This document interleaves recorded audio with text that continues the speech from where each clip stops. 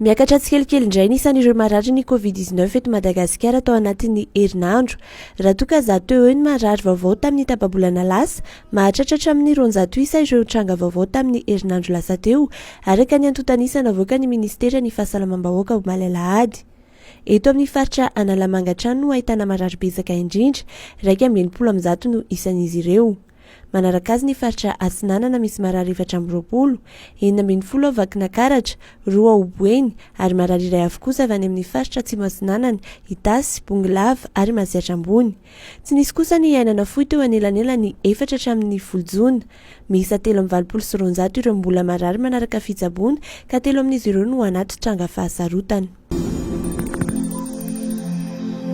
Mangataka volana vitsivitsy amin'ireo mpanjifa ny ministry ny angofo sy ny ankoranafo Ramarson Andry mba hamerenana amin'ny laony ny famatsiana herinaratra.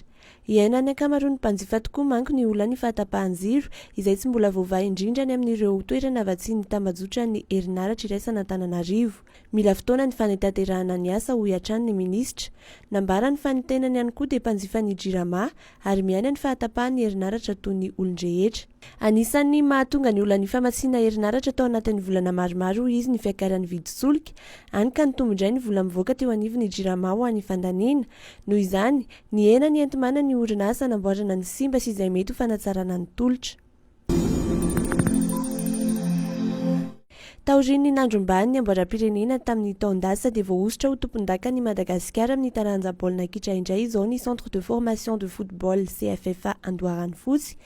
Isa 3 no ohatra no nandresen'ny Adresayata amin'ny lalao famaranana ny fiadiana ho tompon-daka ny Madagasikara na ny Pro League ny Alahady lasa teo tao amin'ny kianjan'ny Paris Mahamasina.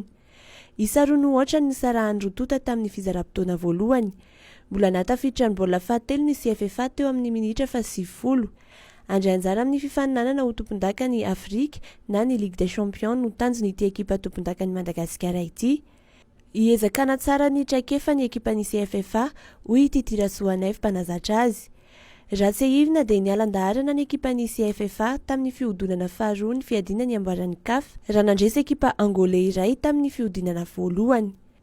Noho izay fialan-daharana izay no nahazony ny ekipa ny CFFA sazy tsy ho afaka mandray anjara amin'ny fifaninanana karakarain'ny Confédération africaine misahana ny baolina kitra na ny CAF mandritra ny roa taona.